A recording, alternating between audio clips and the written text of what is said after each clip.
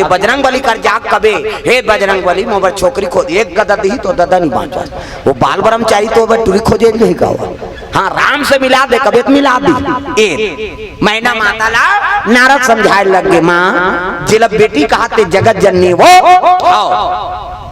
और हंसी खुशी कन्यादान का वो आहे जकहबूता कहते अजर अमर पति महाकाल, तोर बेटी के मांग के सिंदूर कभी मेटे नहीं, अजर अमर पति दे। तब तो मैंने एक मग के आगर से कन्यादान करे लग गए। दाम्पत्य सूत्र शिव जी के जुड़ गए, शिव जी और पार्वती के धर्म टीका हो लग गए। देखो प्रेम से बोल गुरुदेव भगवान की जय। दाम्पत्य सूत्र जुड़ गए, दार भात चूर गए, हमरो पूर के कहानी है कावत पीला बत्ती जल गए, दूधी मंडलिया खड़े हैं वहां सबो समय दे बर है। अब मोला जाना है वहां कुरासी वहां कोसरंगी।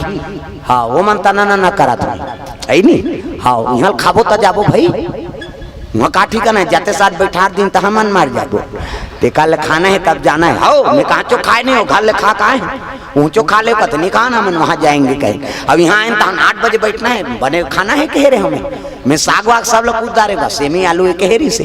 अब जैसे तरिया के है तेल हो गए कुड़ेरा दादा राज जाइए कि समझ जी कतका आखिरी तेल हम अनजान खाते तब बैठते नहीं है बिना खाए टोनन टोनन हो गए।